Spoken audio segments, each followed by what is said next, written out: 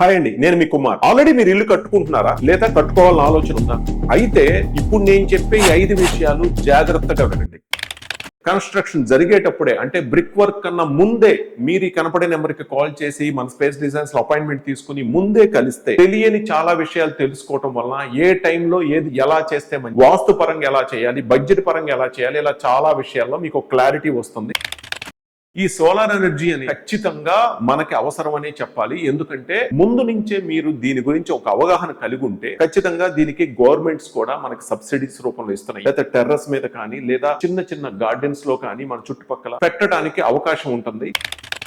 కొన్ని అసలు కన్స్ట్రక్షన్ జరిగేటప్పుడు పెట్టిని కదిలించలేము, కొన్ని ఎప్పుడు కావాలంటే అప్పుడు మనం మార్చుకోవచ్చు. ఒక్కసారిగా పెట్టి కదిలించలేని వాటిని నాన్ మూవబుల్ అంటారు. ఫర్ ఎగ్జాంపుల్, మీరు ఈ కన్స్ట్రక్షన్ చేసినప్పుడు గుమ్మాలు, డోర్లు, కిటికీలు, తలుపులు పెడతారు. ఇవి ఎప్పుడు పడితే అప్పుడు మార్చలేము కాబట్టి పెట్టేది ఒక్కసారే. కాబట్టి దానికి వుడ్డు, టేకు, వేప, చెక్క ఇలాంటివన్నీ పెట్టి చెదలు పట్టి పాడైపోయి ఖర్చు ఎక్కువైపోయి టైం ఎక్కువ కష్టపడి ఇలాంటి వాటన్నిటి బదులు మీరు మన షోరూమ్కి వస్తే original WPC frames and doors, UPVC ఇవన్నీ ఉన్నాయి. ఇవి కనుక మనం ముందు నుంచి ఐడియా ఉండి ఇన్స్టాల్ చేసుకున్నట్లయితే చెదపట్టదు అండ్ ఎకో ఫ్రెండ్లీ ఉంటుంది అండ్ లైఫ్ టైం సొల్యూషన్ దొరుకుతుంది.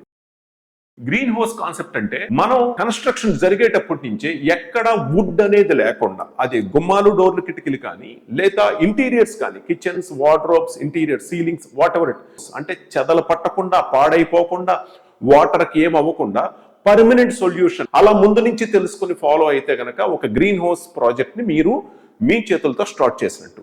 Fifth one, positive energy. ఈ పాజిటివ్ ఎనర్జీ అంటే ఏంటంటే ముందు నుంచి మనం అన్ని తెలుసుకుంటూ అపాయింట్మెంట్ తీసుకుని కలిసి మాట్లాడుకొని బడ్జెట్ ని కంట్రోల్లో పెట్టుకుని